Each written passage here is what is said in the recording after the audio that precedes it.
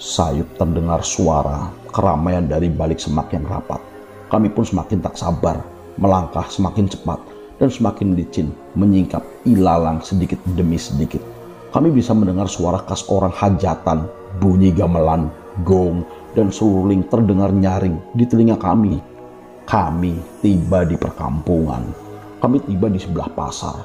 Begitu ramai. "Bu, boleh minta minum?" pintaku kepada salah satu pemilik warung yang kami temui. Ia sama sekali tak menjawab.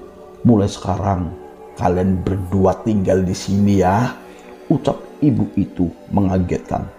Tiba-tiba ia sudah berdiri di depan pintu dengan rambut menutupi wajahnya. Ia menghalangi jalan keluar kami. Assalamualaikum warahmatullahi wabarakatuh. Apa kabar teman-teman semua? Semoga teman-teman dalam keadaan baik-baik saja tentunya. Semoga teman-teman dilimpahkan rezeki dan diberi kesehatan selalu. Untuk teman-teman jangan lupa like, komen, subscribe, dan tekan tombol loncengnya. Kembali lagi dengan kami, Sultan Prabu, dalam segmen Cerita Mistis Pendakian. Menjelang surup, aku dibangunkan oleh suara katak dahan yang begitu nyaring di telinga. Ia menempel pada balir pohon dengan mata merahnya yang terus menatap ke arahku. Ada rasa takut saat melihat mata merahnya menjumbul. Ku ambil sebatang dahan kering yang terletak di atas tanah untuk mengusirnya. "Hus, hus, pergi sana," ucapku pada katak itu. Tapi mata merahnya masih saja menatap ke arahku. Kaki-kakinya merekat kuat pada kayu pohon. Aku berusaha mendorongnya sekali lagi dengan ujung dahan yang kupegang. Tiba-tiba ia melompat. Sontak aku berteriak ketakutan karena katak itu tepat menempel di wajahku. Refleks dengan cepat, tanganku mengambil katak itu lalu kubuang jauh-jauh. Kurasakan bulu-bulu halus meremang sempurna karena tekstur licin dan kenyal dari tubuh katak benar-benar bergidik dibuatnya.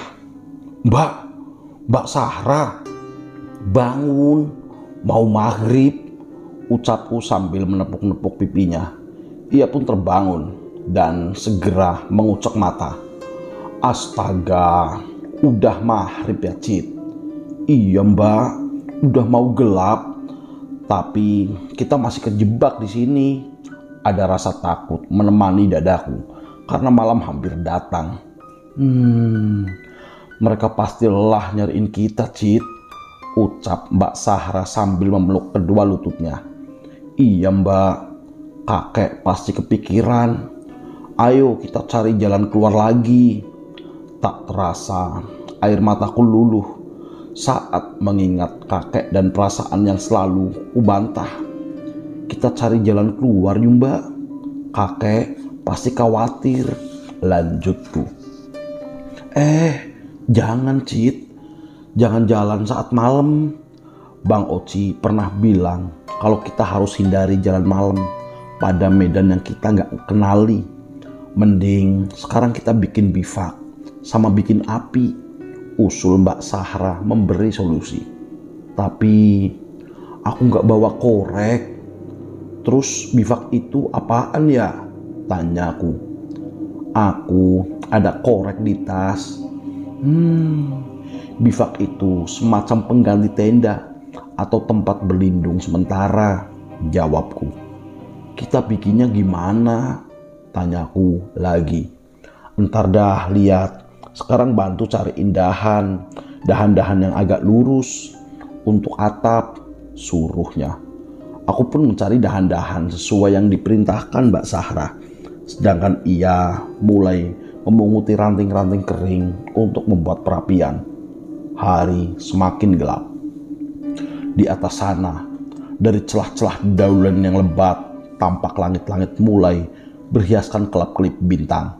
Suara-suara binatang malam mulai menggema. Ada suara-suara aneh yang kudengar menyelingi, suara tangis dan tawa yang asalnya entah dari mana. Sebisa mungkin aku tetap berpikir positif dan menganggap itu suara hewan malam. Kabut semakin tebal, disertai gelap malam semakin menyelimuti. Jarak pandang kami sangat terbatas. Mbak Sahra mengingatkan aku agar aku tidak jauh-jauh. Bahaya kalau sampai terpisah. Beruntung, headlamp yang kami bawa turun dari puncak masih bersinar cukup terang. Tiba-tiba, suara dahan patah yang terinjak di balik semak begitu menakutkan. Kurasa ada sesuatu di balik semak itu sedang memantau kami. Karena takut, tak sadar, kurang remas lengan Mbak Sahra hingga ia merasa tak nyaman. Lalu, suara lain terdengar cukup dekat dari tempat kami. Suara orang bercakap. Kukira itu suara tim yang mencari keberadaan kami. Kamu denger gak, Cit? Tanya Mbak Sahra tiba-tiba. Kukira hanya aku yang mendengar suara itu. Suara orang ngomong, Mbak. Sepertinya gak jauh dari sini, jawabku sambil berusaha menangkap suara itu lagi. Iya, bener. Ayo bangun, Cit. Tanpa aba-aba, kami segera berteriak meminta tolong. Ada secercah harapan untuk kami. Ku beri tanda dengan mengarahkan cahaya headlamp ke arah suara. Tapi ketika suara-suara itu menghilang, kami berusaha mendekati sumber suara itu perlahan. Dengan hati-hati, kaki kami mencari pijakan yang pas. Karena ada jurang dalam menganga yang siap menampung jasad kami. Semakin kami mendekat, suara semakin sunyi. Apa mereka udah pergi? Masa iya sih gak denger kita teriak-teriak tadi? Aku bener-bener tertekan dengan situasi ini. Cit, balik yuk, ajak Mbak dengan raut wajah panik. Mbak, kok gitu amat wajahnya? Tanyaku saat melihat ekspresi tak wajar itu. Dulu aku pernah alami hal semacam ini saat kejadian almarhum Bang Ron. Ayo kita balik ke api kita, bisik Mbah Sahra pelan. Aku pun mulai merinding dan kembali ke arah api yang sudah kami buat. Woi, mau kemana? Tulungin, kejepit nih. Suara itu tiba-tiba terdengar saat kami bermaksud kembali ke perapian. Kami membalikkan badan perlahan ke arah suara karena mengira ada yang senasib dengan kami. Teriak kami memenuhi setiap sudut hutan. Sosok manusia terjepit akar pohon hingga tubuhnya terlipat. Warna tubuhnya senada dengan warna tanah. Hanya bulatan mata putihnya saja yang terlihat melirik kami. Lari, Cit, ayo, ucap Mbak Sahra menarik tanganku. Dengan terpincang, ia sedikit menyeretku.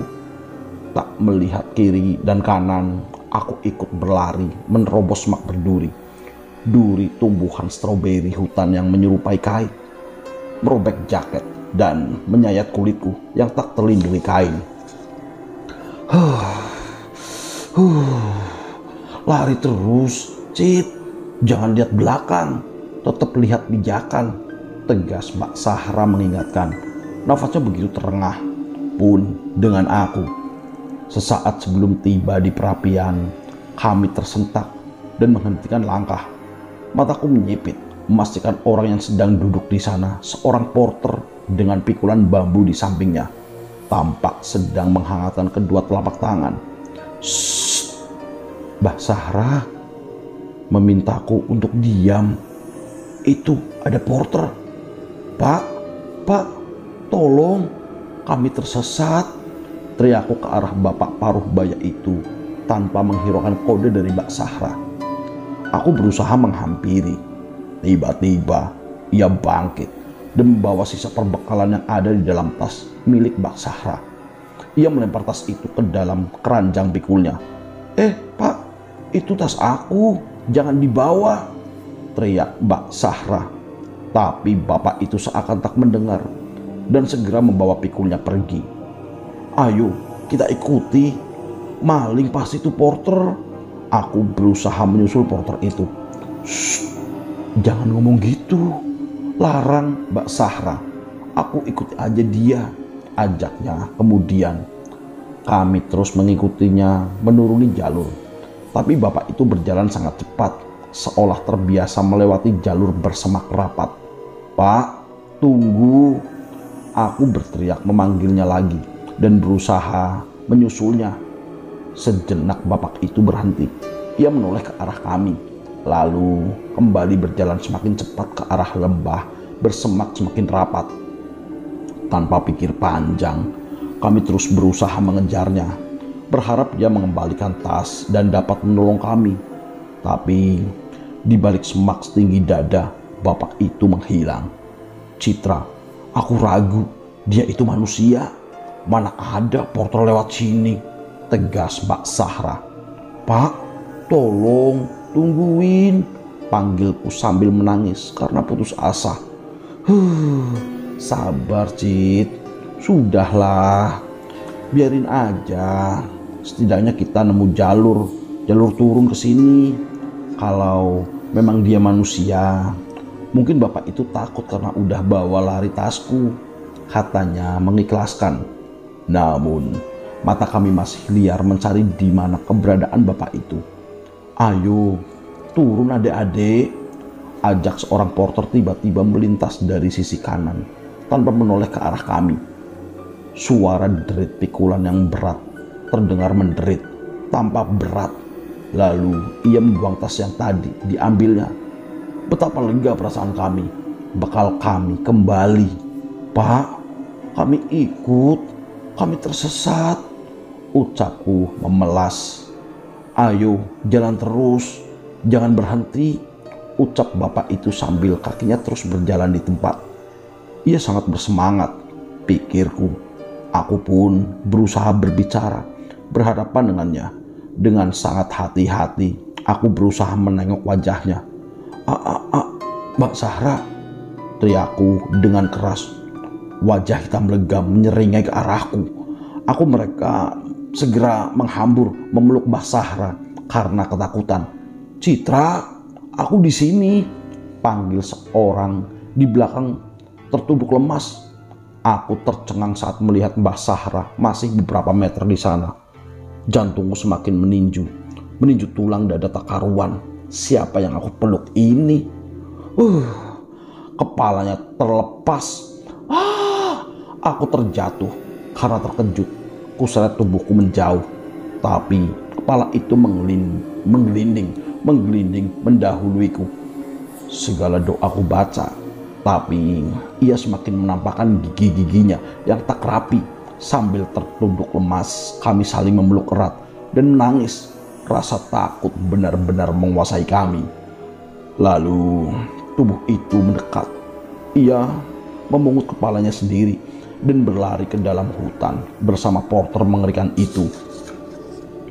Kami terduduk saling memeluk di dalam gelap hutan malam dengan pencahayaan yang mulai redup. Kami tak tahu harus kemana dan hanya dapat berharap fajar segera menyingsing. "Mbak, aku takut." Aku menangis memeluk Mbak Sahra dengan erat.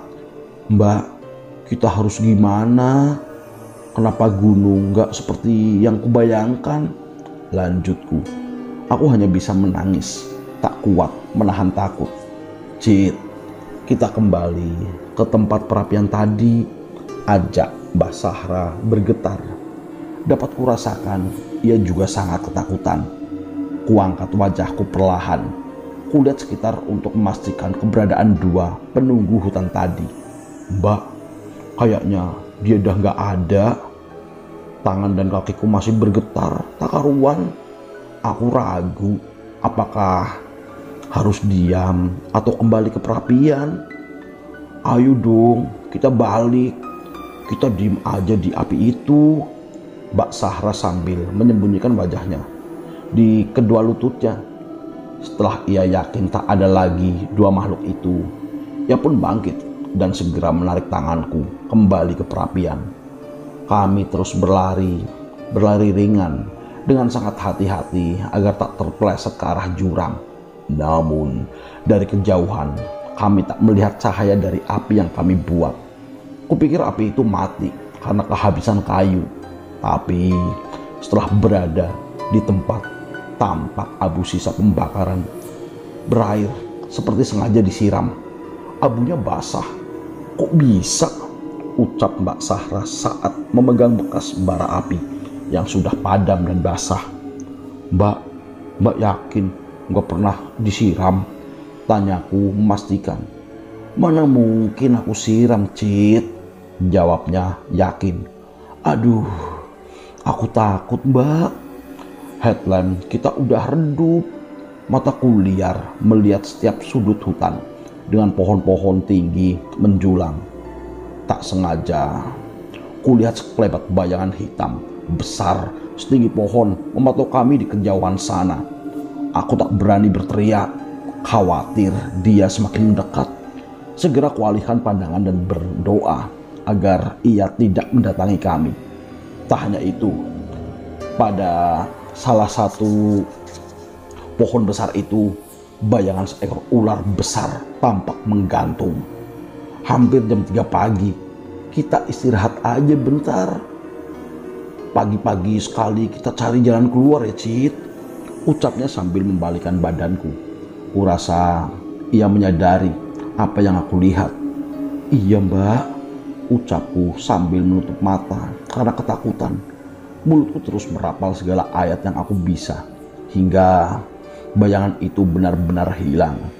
Setelah merasa aman, bahkan tubuh lelahku terlentang di atas rerumputan. Ku buang lelah dan takut bersama embusan nafas. Masih terdengar bunyi bertalu-talu dalam dada. Kalau kita nggak bisa keluar, nasib kita gimana ya, Cit? Aku pun menoleh ke arahnya. Ia tampak mengusap kedua mata, lalu membalikkan badannya, membelakangiku. Aku nggak tahu, Mbak. Aku juga bingung. Nggak tahu harus gimana. Aku belum ingin mati di sini, Cit. Ada banyak hal yang masih ingin kulakukan. Apa, Mbak? Tanyaku. Ngebahagiain ibu. Kamu? Jawabnya singkat dan bertanya balik kepadaku. Seketika aku teringat ibu yang sangat jarang kulihat sejak kecil. Aku ingin sekali merasakan bagaimana rasanya dipeluk ibu dan dimanjakan ayah. Aku cuma ingat ibu pernah mencium keningku sekali sebelum ia berangkat keluar daerah untuk kerja bersama ayah. Ayah juga belum menepati janji membelikanku Barbie sampai saat ini. Tak dapat ku bendung air mataku yang melelah. Aku rindu mereka yang tak mungkin lagi kembali. Kalau aku pengen ketemu ibu sama ayah, Mbak. Pengen kumpul sama mereka. Tapi sebelum itu, aku pengen minta maaf sama kakek. Itu aja. Air mataku semakin mengalir deras. Kamunya sih suka gak dengerin orang tua. Iya, Mbak. Selain itu, Mbak mau ngapain lagi? Tanyaku lagi. Kuusap air mata rinduku untuk ibu dan ayah. Ternyata rasa rindu dan sedihku mampu menghilangkan rasa takut yang sedari tadi mendera. Pastinya aku ingin bertemu seorang yang berarti buatku setelah keluargaku. Ia membalikkan badan menghadap ke arahku. Tampak ada senyum saat ia mengucapkan itu. Pasti Bang Alit kan? Aku tahu kok, dia nembak Mbak Sahra di puncak. Balasku dengan tawa. Hilang sudah rasa takut dalam diri kami. Bukan, Cit. Loh, siapa? Bukannya Mbak jadian sama Bang Alit di puncak kemarin? Tanyaku penasaran. Bang Oci. Hah? Aku terkejut mendengarnya. Jujur saja, walaupun baru kenal beberapa hari, Bang Oci sudah mampu membuatku nyaman dan kagum. Ternyata aku punya rasa yang sama dengan Mbak Sahra. Kok kamu kaget gitu, Citra? Enggak, Mbak. Soalnya aku lihat Mbak ditembak Bang Alit. Jawabku menyembunyikan perasaan yang sebenarnya. Aku membatin, ada rasa sakit di dalam dada saat mendengarnya. Tapi aku sadar, aku orang baru di antara mereka. Aku kehilangan sebelum sempat memiliki. Terus, gimana sama Bang Alit? Tanyaku lagi, menyembunyikan sesak karena rasa yang ada di waktu yang tidak tepat. Baru kali ini aku menaruh hati, tapi harus pupus saat baru saja mulai mengakar. Aku gak bisa, Cit. Kami dulu memang pernah dekat, tapi itu dulu. Setelah aku pikir-pikir, Bang Oci yang mampu bikin aku jauh lebih nyaman dengan tingkahnya yang kadang lucu, kadang cool, kadang gak jelas, kadang konyol dan romantis di waktu yang bersamaan. Dia paling bisa bikin aku senyum sendiri kayak orang gila. Jawabnya sambil senyum. Pasti ada sesuatu yang indah sedang diingatnya. Aku iri. Semesta menitip rasa bukan untuk kumiliki. Ia hanya menitip aku terlalu bersahabat dengan kehilangan. Tadinya akulah yang ingin bercerita tentang rasaku untuk si abang. Maafkan aku, Mbak. Kita punya rasa yang sama untuk orang yang sama pula. Menjelang jam 4 pagi, kami belum juga bisa tertidur. Lalu tiba-tiba terdengar suara ranting-ranting yang patah karena terinjak. Suara embusan nafas yang berat terdengar dari arah semak diiringi suara klonteng sapi yang terbuat dari kayu. Suaranya begitu khas. Suara itu menghentikan percakapan kami. Ih, Mbak, itu suara apaan? Tanyaku takut. Seperti suara penggembala, Cit. Jawabnya. Sapi. Keluyuran malam gini, Mbak. Tanyaku lagi. Tak yakin. Penggembala di sini biasa kok, Cit. Apalagi ini hampir subuh. Mbak Sahra begitu yakin dengan ucapannya. Kupikir jika ada sapi di sini, maka perkampungan tak jauh dari tempat kami. Aku yakin, Cit. Lanjutnya lagi. Setelah melihat wajahnya yang tak takut serta yakin, aku pun percaya karena dia lebih tahu kebiasaan orang di daerah ini. Mbak, kalau gitu, ayo kita cari suara itu. Ajakku agar dapat segera pergi dari hutan ini. Ayo, bisa jadi itu suara sapi si bapak yang aku temui beberapa hari lalu waktu masih di bawah. Mungkin ada perkampungan dekat sini, balas Mbak Sahra. Kamu ingat kan waktu hari pertama kita mendaki gunung, aku ketemu penggembala. Lanjutnya kemudian mata kami pun mencari dari mana arah suara itu, berharap kami dibantu oleh penggembala yang datang. Saat mengarahkan cahaya headlamp ke arah sumber suara, tiba-tiba kawanan sapi berdatangan dari arah semak-semak. Namun ada yang aneh pada kawanan sapi itu. Embusan nafasnya begitu kuat dan panjang. Citra, alhamdulillah, bener, Cit. Itu bapak yang aku temui di bawah.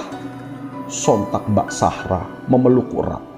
Sebenarnya aku sangat ragu, tapi melihat Mbak Sahra yang seakan mengenal bapak itu, aku pun berusaha yakin bahwa dia manusia. Karena ada orang selain kami, aku bisa merasa agak lega dan menangis haru. Citra, kita selamat, ucap Mbak Sahra. Kalian mau pulang? Tanya bapak itu dari atas tunggangannya. Iya, Pak. Pak, tolong kami nggak tahu jalan keluar. Di sini banyak setan juga ya, ucapku pada bapak itu. Ayo ikut, kata si bapak sambil membawa sapi-sapinya menuruni lereng gunung.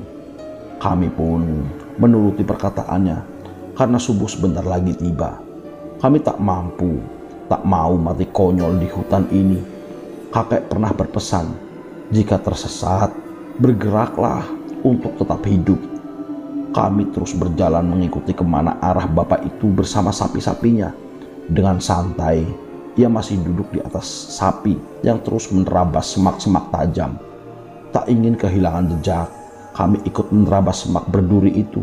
Walau tangan dan kulit wajah kami perih karena tergores duri stroberi hutan yang menyerupai kait tajam. "Pak, kami haus," ucapku. Air dalam tumblerku habis dan isi tas Mbak Sahra kosong. Aku berharap ia memberikan kami seteguk air. Tapi bapak itu hanya diam dan terus mengarahkan sapi-sapinya berjalan menuju lembah. Semakin menurun, semak semakin rapat. "Mungkin ini jalan pintas, Cit," ucap Mbak Sahra sambil kedua tangannya menyikap semak-semak tajam. "Pak, tunggu," panggilku sambil bergegas menyusulnya. Sayup terdengar suara keramaian dari balik semak yang rapat. Kami pun semakin tak sabar, melangkah semakin cepat dan semakin licin menyingkap ilalang sedikit demi sedikit. Tak sabar kami ingin segera keluar. "Suaranya sudah dekat, Cit," ucap Mbak Sahra sumringah. Kami bisa mendengar suara khas orang hajatan, bunyi gamelan, gong, dan seruling terdengar nyaring di telinga kami. Pun dengan suara anak-anak bermain terdengar riang. "Alhamdulillah, pasti ada dagang cilok. Beli ini mah," kataku pada Mbak Sahra. Betapa senangnya hati kami saat melihat orang-orang berlalu lalang walau masih tersamar semak dan sedikit gelap menjelang pagi. Kami tiba di perkampungan. Kami tiba di sebelah pasar. Begitu ramai, tapi entah kemana bapak itu pergi bersama sapi-sapinya. Aku langsung bersujud syukur karena dapat keluar dari hutan dan tiba di perkampungan. Mbak Sahra pun tak kuasa menahan haru dan langsung memelukku. "Ayo Mbak, kita ke jalan raya. Kita cari tumpangan ke Bawak Nau. Mungkin yang lain udah nungguin kita di sana." Ku lepas pelukan Mbak Sahra dan bergegas mengajaknya mencari jalan beraspal. Teman-teman dan kakek pasti sangat khawatir dengan keadaan kami. Mbak Sahra hanya mengangguk sambil mengusap matanya yang basah. Kulintasi jalanan pasar yang tampak penuh dengan dedaunan kering. Suaranya begitu kering saat terinjak. Ku perhatikan sekitar. Semua tampak masih sangat tradisional. Tak kutemui bangunan dari batu bata yang berdiri. Mungkin karena perkampungan ini ada di atas gunung, pikirku. "Ini di pasar mana ya Mbak?" tanyaku sambil memperhatikan tiap sudut pasar. "Subuh gini udah rame," lanjutku. "Aku nggak tahu juga. Baru kali ini aku lihat. Tapi di Lombok memang banyak pasar-pasar yang buka dari jam 3 malam, Cit," jawab Mbak Sahra.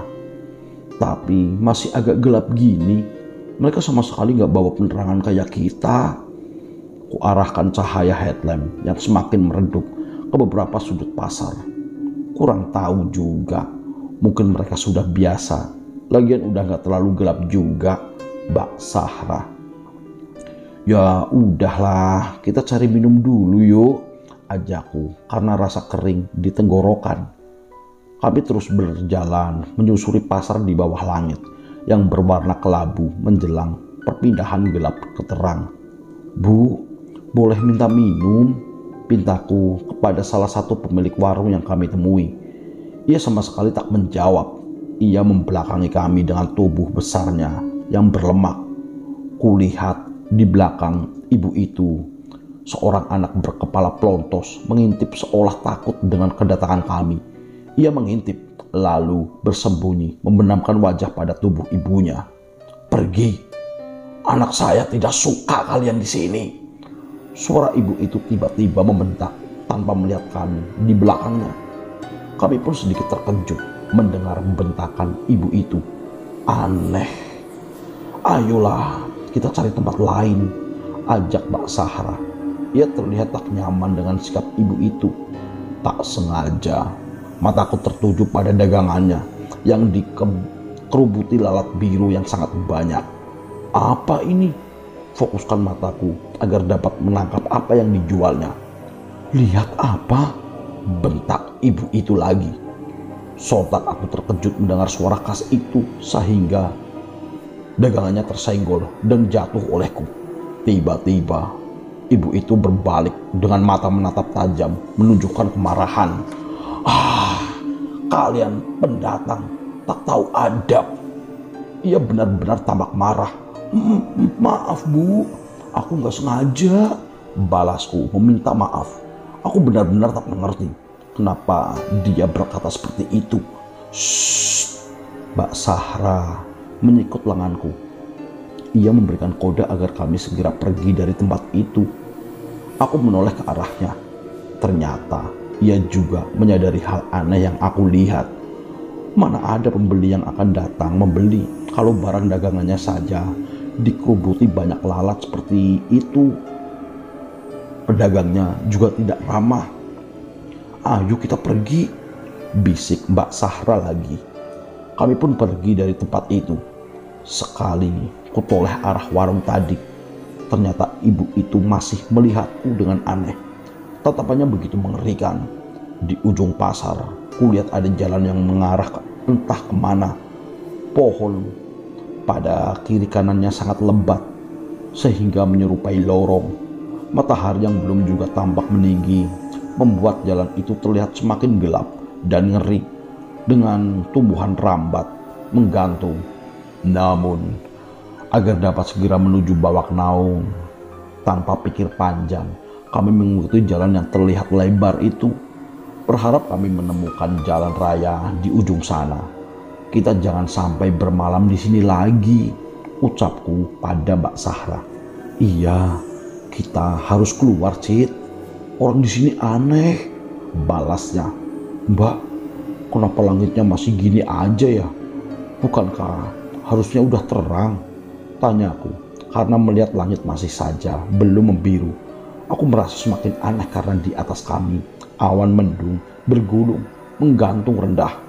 Iya ya, dari tadi gitu terus langitnya gak berubah, jawabnya. Kita cari tempat istirahat yuk Mbak, lapar juga nih. Aku yakin warga pasti gak akan keberatan untuk bantuin kita, ajakku. Kami pun sepakat untuk mencari rumah warga yang bersedia menampung kami. Tok, tok, tok. Ku ketuk kentongan bambu yang tergantung di depan salah satu rumah yang kami tuju. Kupikir itu adalah lonceng permisi yang bisa kami bunyikan untuk memanggil pemilik rumah. Masa ada orangnya di rumah, Cid? Tanya Mbak Sahra sambil melihat ke atas rumah beratap daun ilalang kering dan tampak banyak sarang laba-laba itu. Mengira rumah itu kosong, kami pun bermaksud pergi dan mencari rumah yang lain. Baru saja kami pergi beberapa langkah, seorang ibu keluar lalu memanggil. Kami pun berbalik arah lalu mendekat ke arah rumah itu lagi. Sini, masuk anak-anak. Ibu itu langsung mempersilahkan kami dengan ramah. Baru saja kami masuk selangkah ke dalam rumah itu, ternyata sudah ada satu sisir pisang tergeletak di atas lantai. Loh, mana ibu tadi? Tanyaku. Sepertinya di belakang, jawab Mbak Sahra. Terdengar suara percakapan di belakang rumah itu, tapi entah apa yang dibicarakan. Kupikir bukan urusan kami juga. Lagi pula, aku tak mengerti bahasa daerah itu. Aku gak tahu mereka ngomong apa ya di belakang, Cid. Setauku bahasa daerah sini gak gitu, ucap Mbak Sahra pelan. Dimakan saja langsung pisangnya anak-anak, suruh ibu itu terdengar ramah dari belakang rumah. Nggih Bu, jawab kami. Rasa lapar dan dahaga membuat kami segera memakan pisang yang disediakan. Kami tinggal di sini dulu ya, udah mau malam. Ibu itu menawarkan dengan haus. Ia kembali dari belakang dengan membawakan kami air dan wadah bambu. Malam, sontak aku berisi tatap dengan Mbak Sahra mendengar kejenggalan itu. Siang aja belum, ucap Mbak Sahra. Gimana? Tanyaku sambil menyenggol tubuh Mbak Sahra. Ini gak bener, Cid. Ayo kita pergi, ajak Mbak Sahra. Tapi aku lapar banget, Mbak. Udah, nanti aja. Kita gak bakal mati karena lapar. Mbak Sahra menarik tanganku pergi dari rumah itu. Mulai sekarang, kalian berdua tinggal di sini ya. Ucap ibu itu mengagetkan. Tiba-tiba ia sudah berdiri di depan pintu dengan rambut menutupi wajahnya. Ia menghalangi jalan keluar kami.